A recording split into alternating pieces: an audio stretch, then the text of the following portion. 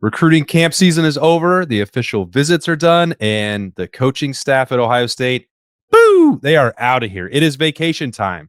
You know what? I might take a vacation this week too. Welcome to a Heat Wave Monday, as Birm has dubbed it, and it is apt. It is a hot one out there, folks. He is Birm. I am Austin. This is the Austin and Birm Show. It's the beat. How relieved do you think Ryan Day and the coaching staff were to be through this weekend and into the vacation calendar, Birm? Pretty relieved, but I mean, not really, because we're entering now a 2-week stretch where I would imagine probably 50 to 60% of the truly like elite prospects in the country, the ones that everyone is waiting for, are now going to decision mode. And so while it may be vacation days ahead for Ryan Day and his staff, it is certainly not vacation day for Mark Pantoni and his staff, because the world we're living in now in college football with agents and money discussions are now really going to kick into high gear over these next few days. As I said, most of the truly elite players in the country will, between now and by the time Big Ten Media Day start in 4 weeks, will make decisions, and things get kind of chaotic from there. Do you remember at this time a year ago, you were telling, or you weren't maybe telling, you were being asked by Bobby Carpenter to set a number of commitments by the end of July. Yeah. And I think you set the number at 7.5. And I think you might have hit it pretty close to right on the number. Was it 7 or 8? I don't remember. But you were in the ballpark. Are you thinking that that's going to be the same way this works for Ohio State again this summer? Well, right now they have 16 commitments. So I don't remember the total that they had last year at this time, but I would imagine it was in the same area. Mm-hmm. So I would say you're going to see 5 or 6 Ohio State commitments by the end of August, or by the end of probably end of August from here. But if the Buckeyes have things their way, they're not really going to add more than 6 or 7 guys on top of this current 16 commitment class. So I think you could see them get to 23 or 24. Last week I mentioned maybe 22 or 23. Talking to people this weekend, I think that they're trying to leave a little bit of wiggle room, and then obviously you supplement in the portal if you need to. But Ohio State still wants to be a program that builds from the high school ranks. That is what they believe is the most successful long-term plan, and they have worked to that end. Right now, I think they have the 3rd ranked recruiting class in the On3 composite rankings.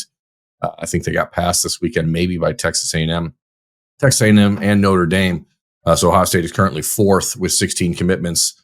USC has 30, Texas A&M has 19, Notre Dame has 19, Ohio State has 16. So they're right on the path to get there. I don't know that anyone will hit 30. 30 is a ridiculous number.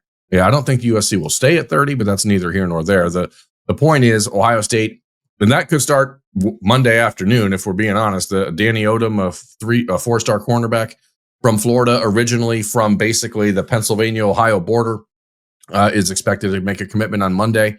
That is an interesting one. It's Ohio State, it's Penn State, it's Oklahoma. I think the Buckeyes might be a surprise dark horse favorite there. How do you be a surprise and a dark horse favorite? I don't know. But they haven't really been talked about. They only offered Danny Odom like a month ago.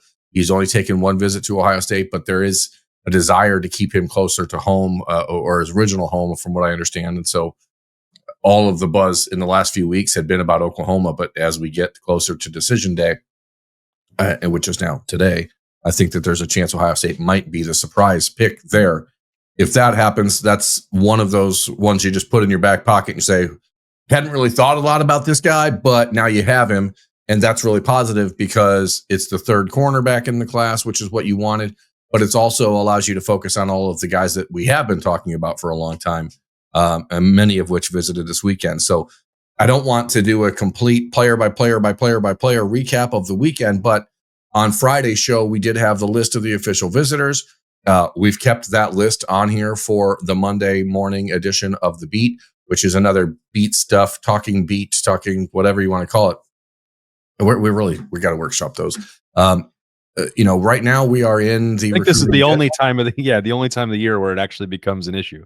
Yeah, we're entering the recruiting dead period. Things are going to get real quiet when it comes to teens being on campus, with their parents being on campus. Ohio State can't visit them, but now it's decision mode. and a decision mode for a lot of the kids. We don't really need to spend a lot of time focusing on the official visits who were in town.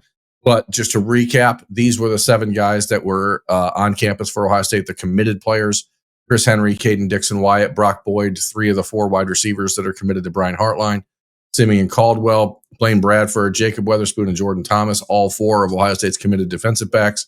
So this was a weekend to really try to build out those groups and get some answers inside of the trenches. And Austin, if I could just cook for a minute here. Okay. I think the important thing, maybe the most important thing that's going to percolate from this weekend, is that I do believe Ohio State has found its hopeful quarterback in the class of 2026 with Luke Fahey. He is from Mission Viejo, California. As I've said on Friday's show, he was the quarterback for Phillip Bell out of California last year. Player Ohio State's watched a while. Really like the cut of his moxie. He's one of those dudes who just kind of gets it. He's a leader, really smart, understands his offense. Is, from what I understand, when Ohio State coaches were out to see him in California, they came really impressed with just his demeanor and the way that he handled his football team. He made an official visit this weekend. As this is being recorded late Sunday evening, there has not been an official announcement that they offered him yet, but I will be shocked if that doesn't come by, between now and the end of Monday. And so now it becomes basically a 3-team race for Fahey between Ohio State, Indiana, and Stanford. Now, in a normal world, in a pre-NIL it's a pretty wild trio of teams, Birm. Yeah, but in a pre-NIL world, it'd be an easy one to just handicap you, right? You say, okay, it's Ohio State. But that's not the case anymore. Everything is convoluted. Everything is complicated. Everything is financial in some way, shape, or form, even for the kids who are not letting the finances be a major part of their decision. It's still a part of their decision. And from what I understand of a top 20 quarterback in the country, if you're not willing to, pony up somewhere in the ballpark of $250,000 or more, then you're not going to get him. So Ohio State's going to have to decide if the buffer between Tavian St. Clair and Brady Edmonds and after Julian Sayin is worth that amount of money.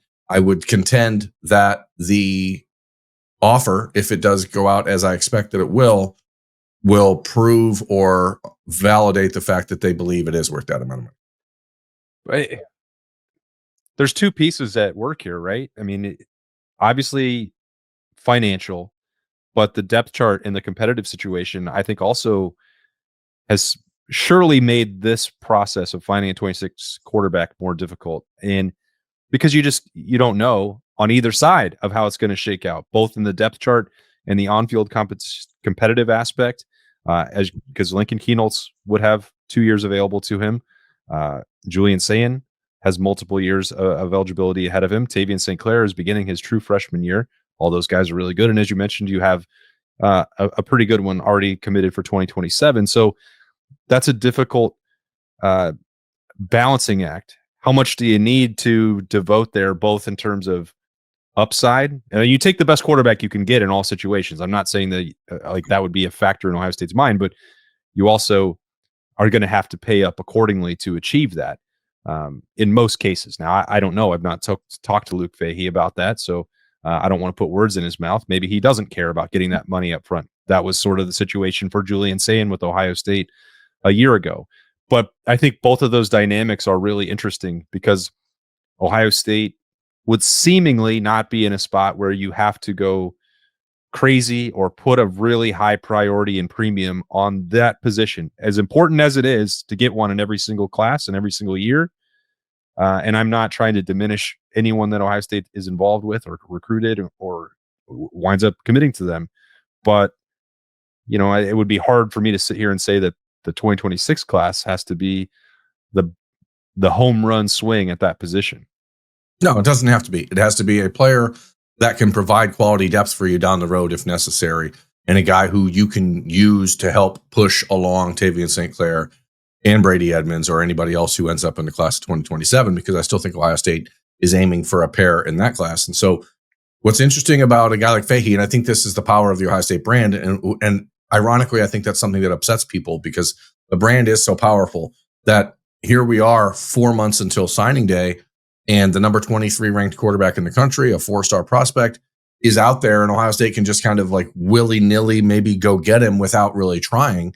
And they spend all this time going, well, we don't know what we're doing. And then all of a sudden it's like, here's a quarterback that 110 teams around the country would love to have as their, and would be the primary, like the face of their recruiting class. And Ohio State has the ability to turn in late and get him. But what's interesting about Fahey to me is, as you said, when we talk about the teams that are involved, Stanford, it's Indiana. He did also take an official visit to Oklahoma State.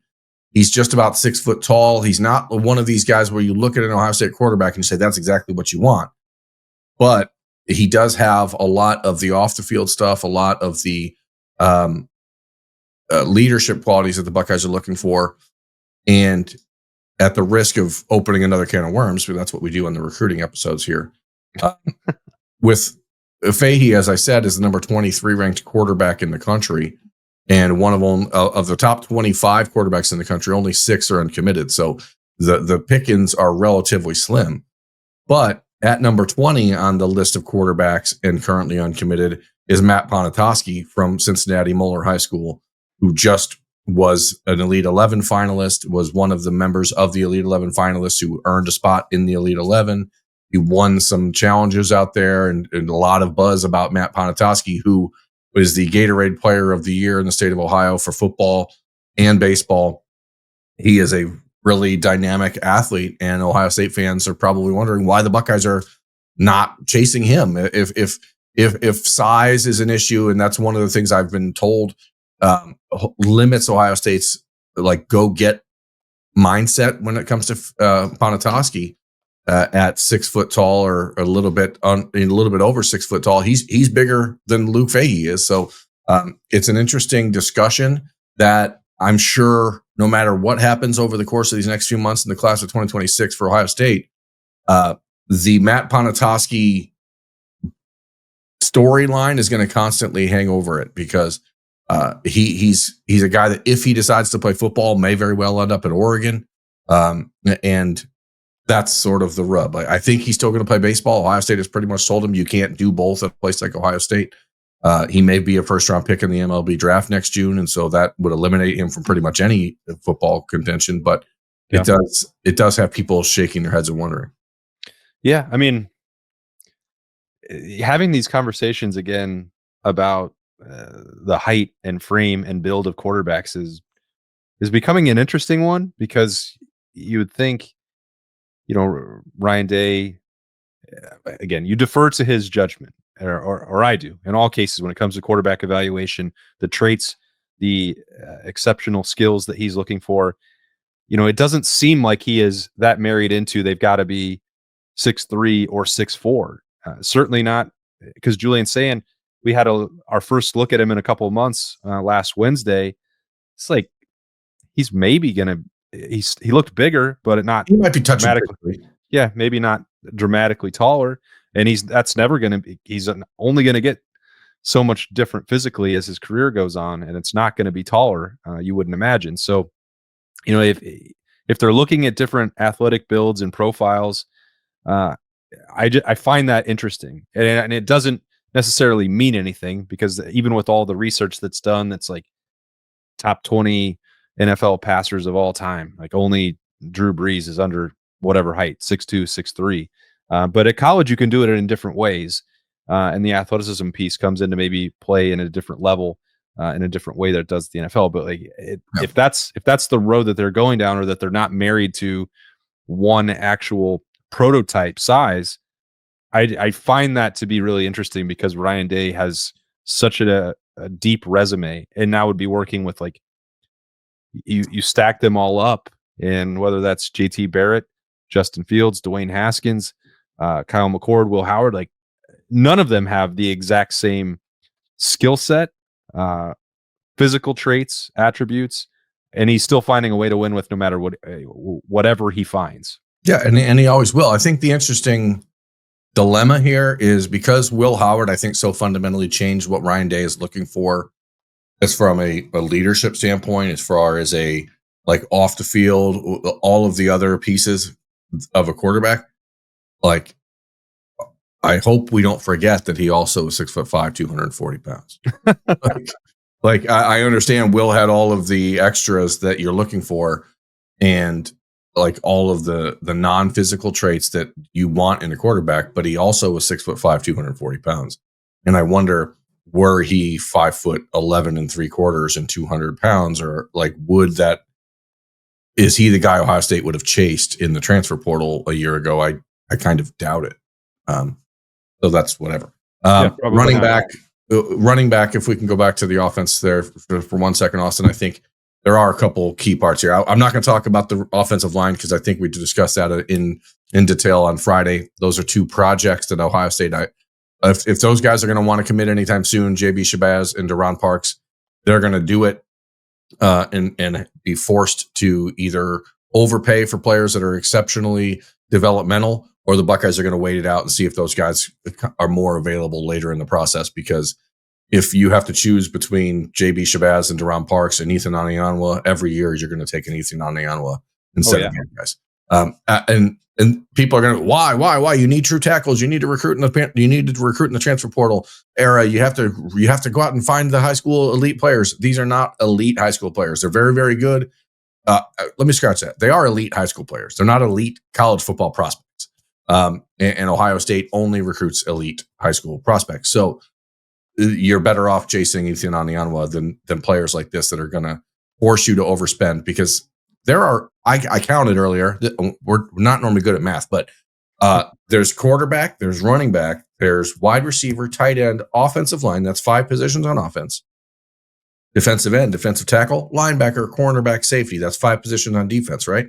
Mm-hmm. That means there's 10 positions on the football field, on the football team. And Ohio State has, when not factoring in any help from post-market NIL stuff or or after the revenue share, Ohio State has $1.4 million essentially to spend per position group. So if you are putting $500,000 into a developmental player like JB Shabazz, that is a dumb way to operate, and Ohio State is not going to do it. Now, I know the antagonizers out there, the agitators, are going to say, well, other teams are doing it.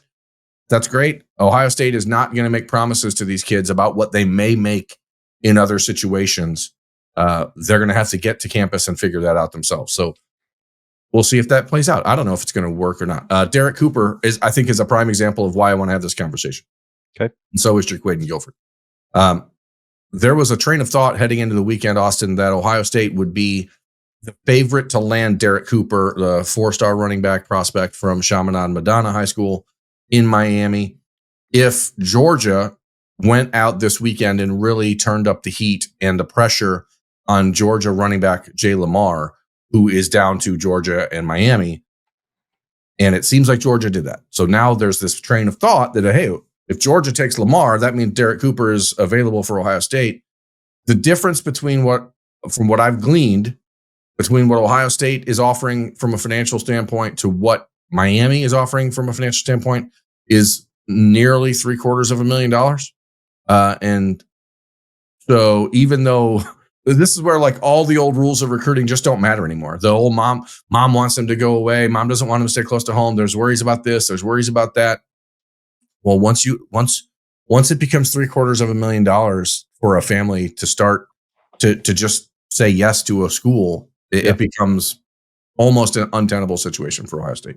It reminds me, though, Birm, very much of the situation 5 years ago, because, and I know that times have changed and other programs have adapted, and some of them are going to keep, spending huge amounts of money to win recruiting battles.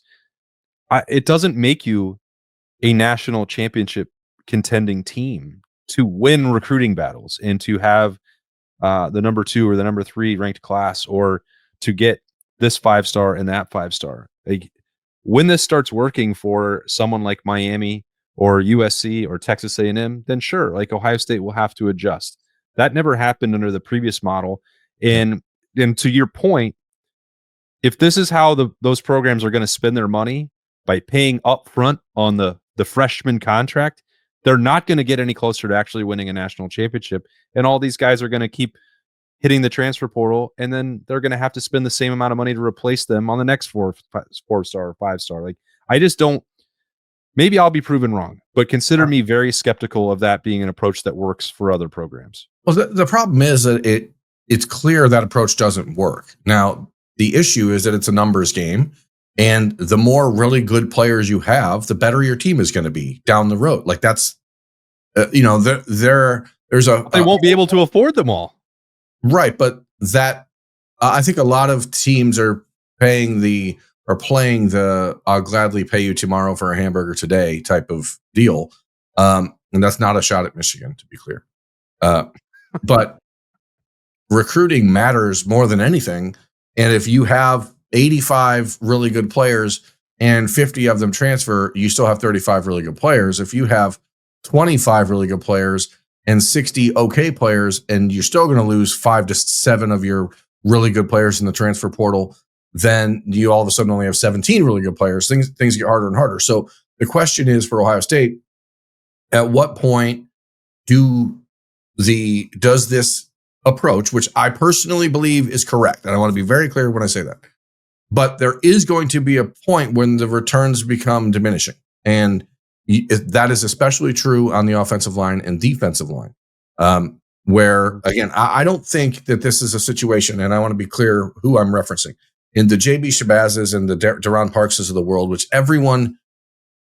These are not players that that Georgia and Alabama and Clemson are chasing. Okay, these are guys that, let's say, North Carolina or Kentucky, those teams will go to those players and say, "You're the number one guy on our board," right? So the number one guy on the board for Kentucky is going to get number one money from Kentucky, right? But he's going to get number 9 money from Ohio State, and so. There is going to be a point and when that balance potentially starts to shift. Not that Ohio State's not going to continue to have great players and elite players, but this is a world now where if you're not thinking ahead, and I'm going to flip over to the defensive line here because I think it's important. So there's players out there that visited this weekend, four defensive linemen, 2 edge rushers, both from Duncanville High School, KJ Ford, Landon Barnes. Kevin Ford is a top 100 player in the country, all right? But he's still a player that Ohio State had not really had much of an opportunity to connect with because the Buckeyes were prioritizing Luke Wafel, who committed to USC on Thursday for a couple $1 million, and Carter Meadows from Washington, D.C., who spent his weekend at Michigan and will decide between Ohio State, Michigan, Penn State, and South Carolina in the coming weeks. That's number 1 on Ohio State's board. So Kevin Ford, who wasn't even on it, is being told by Oklahoma State or Arkansas, or I don't care what the actual schools are with these kids. Like, he's priority 1 for them. Like, he has been for a long time. So Ohio State has to kind of make some decisions to say, let's just go with the 4th guy on our board because we know we can get him and you don't have to work. Or you just keep swinging for the guys that are actually at the top. And but you still can't pay those guys that amount either because you can't give Carter Meadows $1 million a year when you don't know if Bo Atkinson is going to be back for another season, because Ohio State can't just tell Bo Atkinson to piss off. Like, they can't just say like, "Oh, well, we had you in our program. This is what we had told you we were going to," like that will backfire real quick. And at the risk of going on a soapbox here, Ohio State can't be swayed by USC's desperation. And I think that is hard for people. Like, we live in a very look at what they're doing world, and it gets frustrating. I mean, the $14.1 million, which is the estimated revenue sharing budget, salary cap, whatever it's going to be, that's a general number that everyone across the country is going to be operating under when it comes to direct revenue sharing NIL dollars. I know for a fact that in this recruiting class alone, the 2026 class, where USC has 30 commitments, they have allotted for next year, just next year, the first year and of these players' contracts to the tight end that they have committed, almost $3 million, $1.5 million to an offensive lineman that they brought in, over almost 1.5 for Luke Wafel. There's $1 million contract out there that we've heard about for in-state Ohio cornerback Albert Hill. Like, this money isn't real. and eventually it's going to catch up to them. But if they can just make an impact in year one, then USC doesn't care because they got what they wanted out of it. So it's a really weird time, and I think Ohio State fans are rightfully concerned because, again, as it did 4 years ago, as you're talking about, it looks like the Buckeyes are behind. It looks like they're not doing the right thing to be aggressive, but they're not allowed to use collectives to pay these kids anymore. And like we keep hearing this July 1st date, like those rules are in place from the minute that the House settlement was finalized. Yep. Like you don't have, it's now some of the prepayments and stuff like that are out there. That's a July 1st deadline, but the rules are in place now. It's not like there's 10 days left in June and Ohio State's okay. We got the foundation for 10 more days. Let's use them. Like that's not allowed. So you can't make promises for money that you can't promise kids, and because you don't know where it's coming from. And there's the gray area, as I continue to ramble here, of if Ohio State is the reason that a kid gets a big contract from somewhere else, from a aftermarket NIL or a clearinghouse approved NIL vendor / distributor, there are going to be people who decide if Ohio State is the reason he got that deal, then that money can potentially count against their salary cap. And so like there's so many uncertain things here, and Ohio State may be taking a little bit of a slower approach, but it's only been like 2 weeks since all this happened. So people, I implore you to slow down and let things like shake out over these next couple of weeks before. Now that's going to be frustrating because, as I said at the jump, like there's a lot of people who are going to be committing and you might feel like you lose out, but the Buckeyes are in a really good position, they think, for Carter Meadows still. They believe that they can go out and win Damari Simeon, the 4-star defensive tackle from New Jersey. They believe firmly that Kerry Wilder, who is committed to their program from California, is a play now defensive end next season. And he's a guy that no one talks about. And so there are wins in the recruiting class happening. Again, they have the 4th ranked class in the country. So it's not like they're struggling compared to the rest of the country, but there are a couple teams doing things in a way that they just don't understand how they're making these promises. Yeah. Well, I mean, we've seen that all play out before. And when those promises were broken, those programs that tried to be so aggressive up front immediately fell apart. And, you know, this is a key upcoming stretch, as you said, not just to get to July 1st where the rules are in place, but the money is also going out, because you have what could be another really important lawsuit being settled with Wisconsin and Miami that I think will go a long way towards determining how valid some of these other contracts with universities are. Because Xavier Lucas, who left Wisconsin did not put his name in the transfer portal, showed up at Miami. Miami's being accused, and it looks like there's a lot of information and facts to support the tampering charge. This case is completely separate from the House settlement, but why it looks to me like it's going to be really critical in helping solidify the rules of engagement. If Wisconsin is able to win this suit and say, we signed a 2-year contract with this player, we were not going to enter him in the transfer portal because of the contractual limitations that were put in place, Miami tampered. If Wisconsin wins that, that's a big step for roster management, player movement, the future of college football, and some rules and guardrails in place that we have been talking about for the last couple of years. And if Miami somehow wins, well, Birm, this thing is over. Like that would be the worst thing to happen ever. It can't be. It can't be the Wild Wild West, or you can't have a sport. Like that's just not. It's not allowed. Even in a sport like baseball, which has the programs that have, or franchises that have $700 million payrolls playing against teams that have $70 million payrolls, there's still rules that say you can't do that. There's still rules that say you can't engage another team's player during the season. Like there has to be there has to be something. There has to be some rules. Otherwise, you just don't have a game. And I don't know how everyone's known that tampering's been going on for the last couple of years, and it's gotten significantly more aggressive because of agents.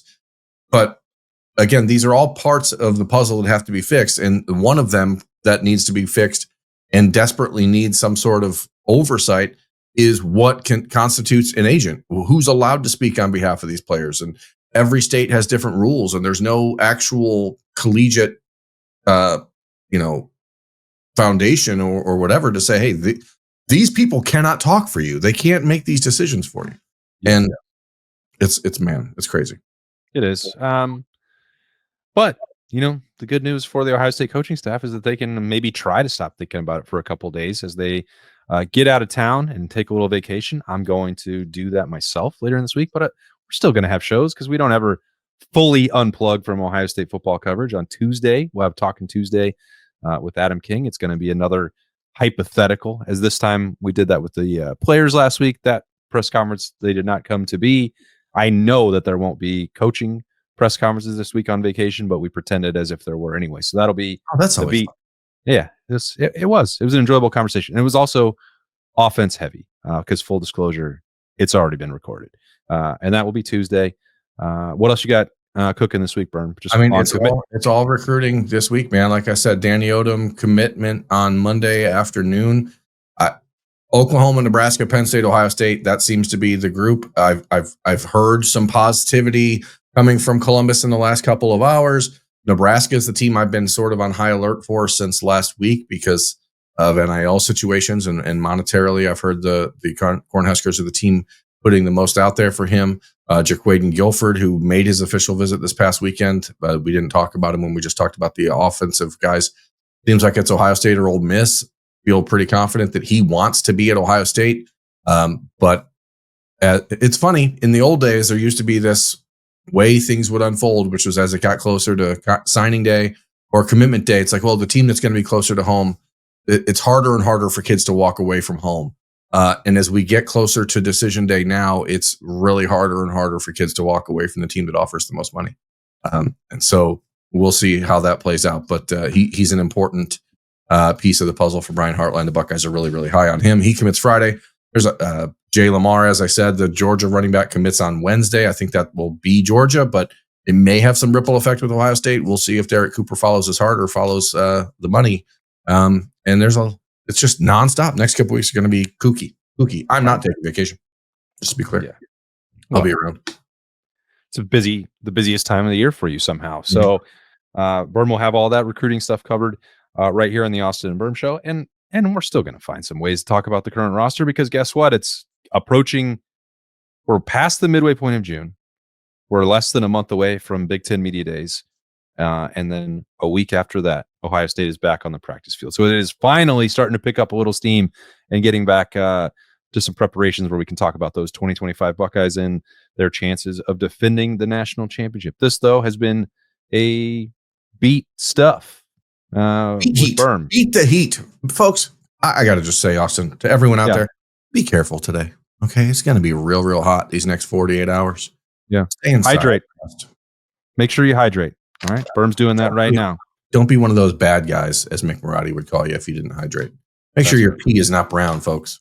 That's it. Stay safe, stay hydrated, and then stay with us on 97.1 The Fan, 10 TV, 10 TV Plus, and all audio podcast platforms. Thanks for joining us on this Heat Wave Monday. He's Birm. I'm Austin. We'll see you on Talking Tuesday.